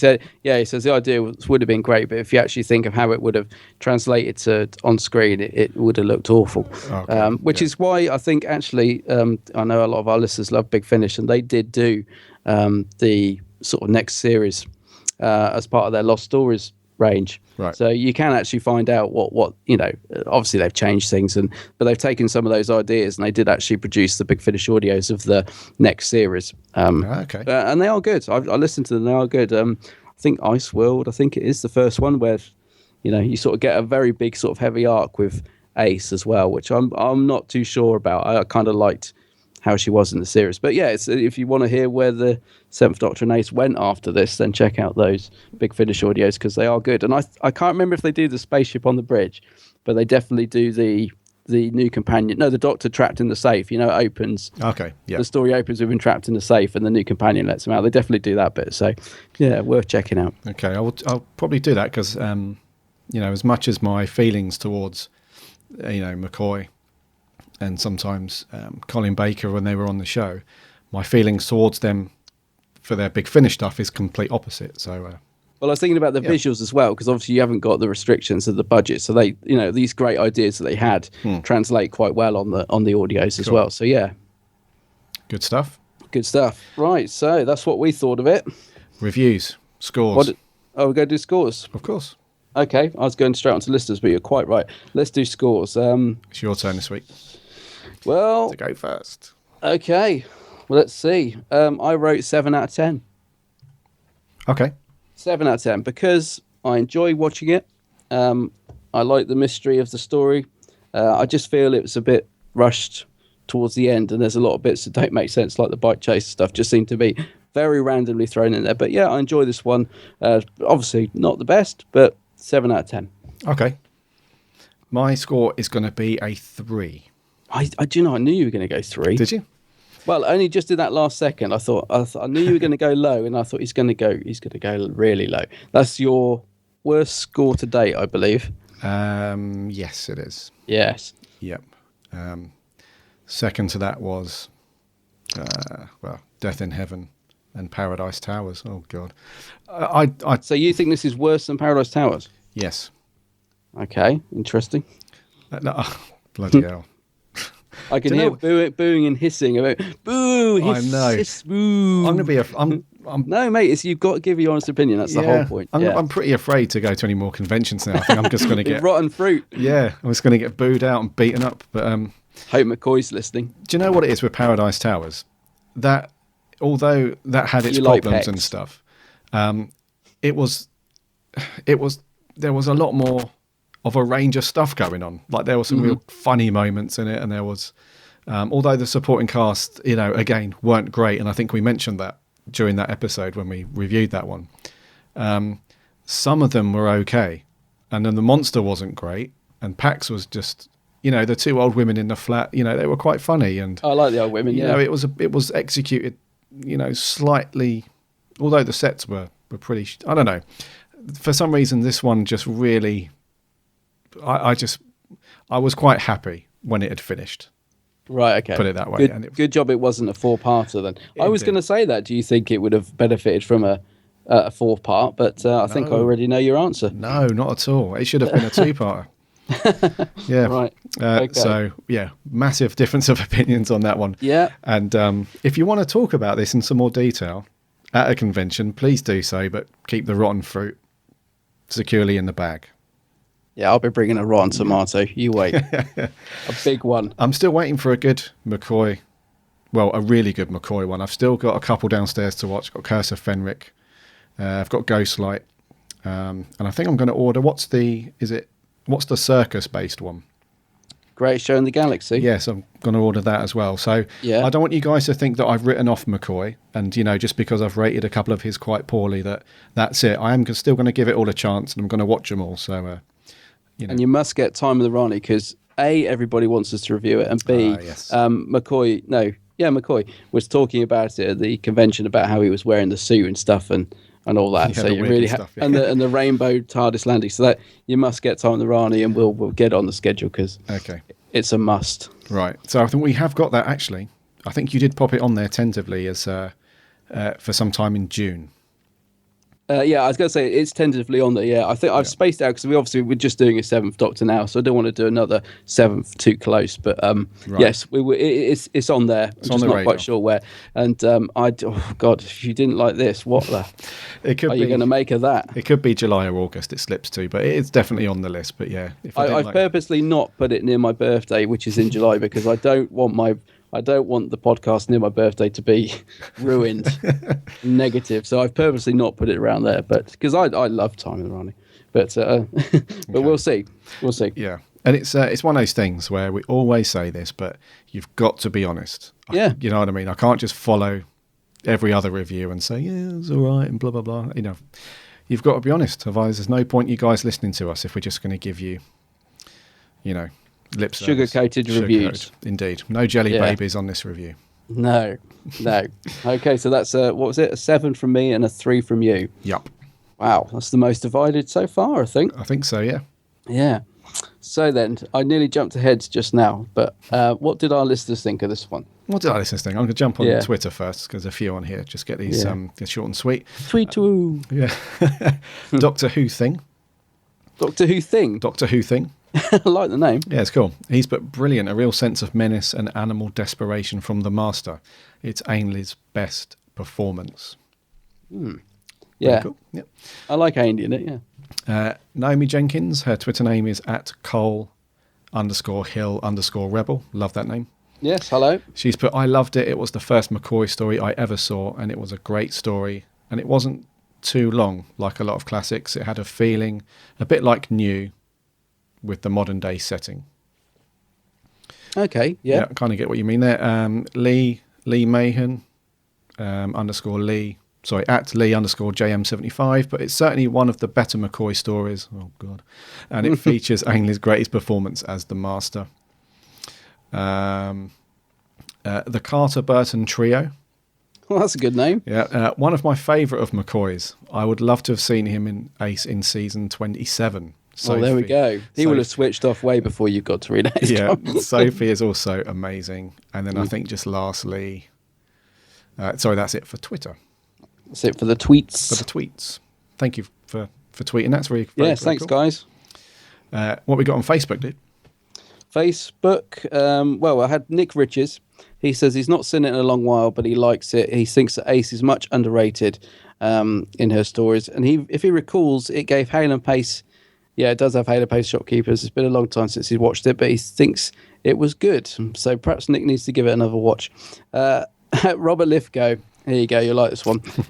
Pretty dire and dull as hell, in my opinion. I don't really get why people like it. So, yeah, okay. Robert's kind of with you on that one. Right. And at Stuart Stockwin, he said McCoy kind of looks... Oh, no, he's on about a photo. He's saying that McCoy looks high in the photo because I've got a picture of him when he's possessed, and he does look pretty weird. And finally, on my Facebook, I've got Harry Westergaard. He said he really likes the story. It's really poetically written. McCoy and Ainley are great, particularly Ainley. The cheetah people are great monsters, and I do like the costumes despite the criticism of them in recent years. The music is also great, and I really do think the music has this episode. It may sound a bit dated to some people, but I think it's really good. And it was by Dominic Glynn, which surprised me because I sort of forgot that he did Incidental. I always think of him as doing the themes and stuff. I often forget that he does the Incidental, because especially in the McCoy era, a lot of it's like Mark Ayres or something like that. So I was a bit surprised. I looked up to see who it was, and yeah, I do agree about the music. So those were the ones I had on Facebook. What did you have on your one? On the on the official Big Blue Box page, we had George Coppen. He says, "Hello, George." Hello, George. He says, "Great end to the classic series. I'm very happy the Master was in the last classic episode." My good friend, Mr. Nick Gill, says, generally a good story, spoiled by the motorcycle joust. Yeah. Hale and Pace were a great addition for some light comedy. Oh, Nick. Are you going to be having a word with Nick about that? And didn't take over too much. In retrospect, this is bittersweet, as it was the last story of the classic series. Although at the time, as 11-year-old kids, we didn't appreciate it, as we all expected season 27 to arrive the following year, but it never did. Kai. McNamee. You got it, that one. A good, solid story. I'd say generally the last season was a great collection of stories and an intriguing plot, but the production could have exploited it better. McCoy and Aldred gave great performances, and this was Ainley's best turn as the Master, although the supporting cast was forgettable, as well as having an appropriate title for the last classic of Doctor Who. He gave it a 7. A 7, okay. I do agree with a lot of you guys as well about... Ainley's performance as the Master. It was very, very good. Ryan Anthony. I thought the plot was good and the cheetah people worked quite well. Their costumes were a bit ridiculous. Despite this being the end for Doctor Who until the revival, excluding the awful movie. It was it was one of the first classic episodes I ever watched.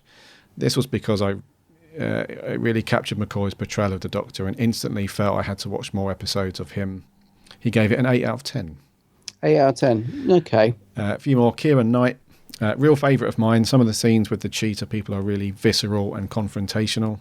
And of course, if we fight like animals, we die like animals. Please do your McCoy impression, Gary. Yes, I was going to say, he's put in brackets, please do your McCoy impression. Yeah. Anthony Ainley is actually pretty sinister. It works really well with Sylv, and the final line is just perfection.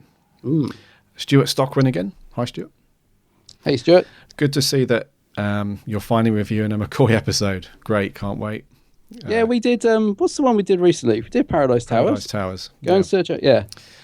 So go back and have a look. We did Remembrance as well. And we did Remembrance, yeah. One of the better seventh stories. Oh my god. This is worrying me that people are saying this. One of the better Seventh Doctor stories. Still 5.5 out of 10. Man, okay.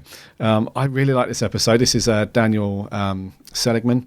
I really like this episode. Although cheesy at times, as many 80s stories are, it does give Ace more of a backstory. And 7 is brilliant per usual. And Ainley gives a sinister performance. Although bland characters, Ace's friends were decent enough actors. Ooh. Overall, pretty good story, 8 out of 10. Thank you for that one. Devin Baker goes off on a tangent. I regret giving Fires of Pompeii a 9 out of 10. I've changed it to 7. Thank you for letting us know that. I'm sure my cat would like Survival. Cheers, Devin. That's a good point. I did watch mine with the cat. Did you? I did. Yeah, your poor cat. Our poorly cat. We sat there watching it together. Yeah, my poorly little cat Tardis. She was up on my lap, Were you talking to it like I was? I was going, look at the TV, look at the cat. She was asleep. Look at the animatronic cat. Yeah, mine faced the other way. Wasn't interested. Thank you so much for all of those comments. A real kind of, mainly pretty positive about this episode for most people. A couple of little negative ones in there, but I'm feeling I'm in the minority on this one. Well, I'm just, like you said, I can almost sense beads of sweat pouring down your head about the fact that they think this is one of the better McCoys. Yeah, and you're thinking, oh my word. Yeah, because you and I have had a conversation very similar. Because when you've said, I really want to do, a few more McCoy ones so we can spread out the reviews and stuff. And you're like, but I'm really worried, mate. Because if you didn't like Remembrance, then this is going to be a real bumpy road for you with the McCoy stuff. So yes, I kind of wish we'd watched a few more McCoys before Remembrance. It might have upped your opinion of it. You never know, though. You never know. Yeah, because sometimes the ones I think you're not going to like, you might like. And I have to say, I thought this one, I thought you might like the story. I didn't expect you to sort of be. Yeah, I didn't expect you to dislike it as much as you did. Not dislike it, but I thought you'd enjoy it more, this one. But clearly not. Clearly not. So, no. I don't apologise for my review or my feelings. I just, hope you understand them. Yeah. Listeners. You are, if they're still there. If they're still there, yeah. And I thought I did see a tumbleweed just roll past the TARDIS. Yes, indeed. God. Yeah.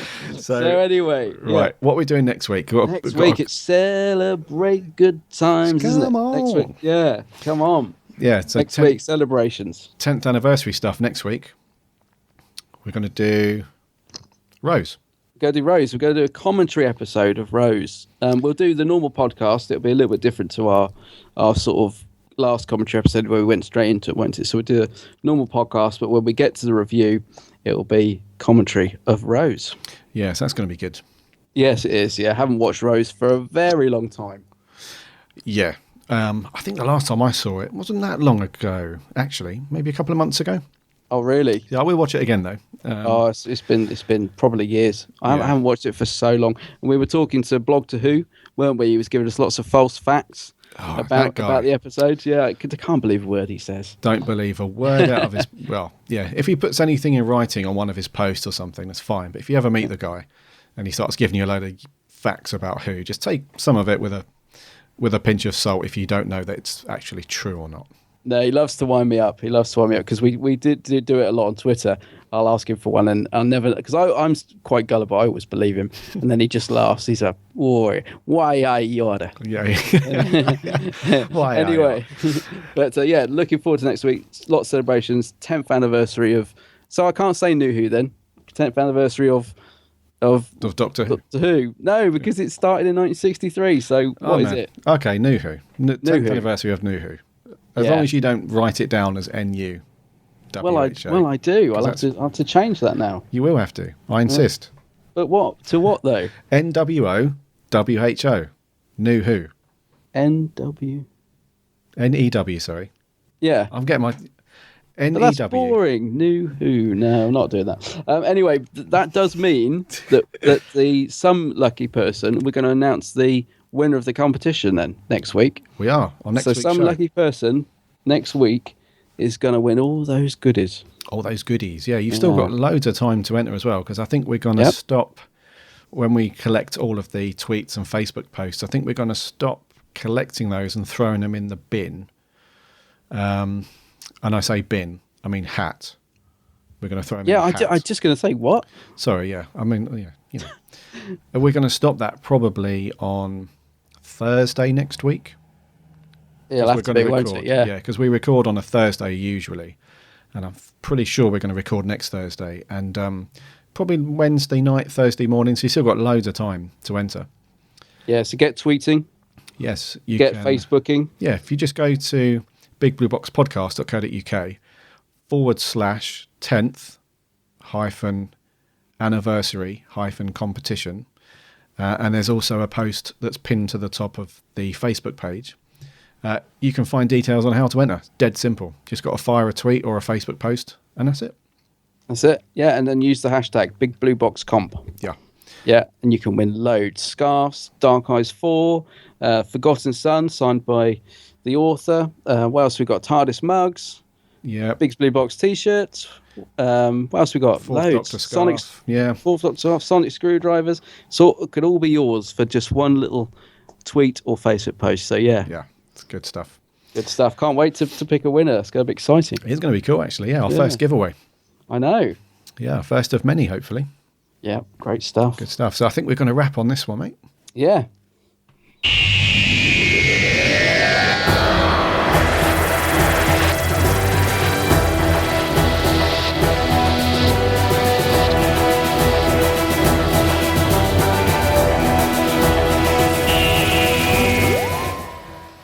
This has been a good meaty episode, mate, I think. Yeah, it's been a good one to chew the fat. And actually, I've just decided that at the next convention we go to, I'm gonna make a cat puppet to attack you with. For the next time I see you, one with big yellow eyes and great big fangs. So, yeah. I should get making that. Bloody hell. I can see I've put my feet well and truly in it with this one, but yeah. That's the way of the it's world. a good one. It's good. It gives us lots to talk about anyway, which is good. Yeah. Thank you to all you guys for posting on Facebook and Twitter. It's always great to hear your opinions on stuff. Whether you agree or disagree or like or don't like or indifferent, whatever. Just post on there. So I'll stick something on there later on for Rose. Just comment on there. Also jump on Twitter. And how you get to those things is very easy. Just go to bigblueboxpodcast.co.uk and there's little buttons. You just click on those, jump over, start following, start liking, and away you go. That's it. Easy as that. Easy as that. Also jump over to the Geeks Handbag. You can find Adam on Facebook and YouTube. Yes, I'm there. He's the only Geeks Handbag, so he's really easy to find. Just do a search for that. He's got some really cool videos. That's it. I should be filming some more as well. Lots coming up. You've always got stuff coming up. It's really good. I know, yeah. It's cool. So we had a really good time at Day of the Doctors. We hope to see you at some more conventions. We've got some more coming up. We will hopefully see you then. But until then... I'm off to watch some Hale and Pace. Oh, bloody hell. My name's Gary. My name's Adam. And remember, Allons-y!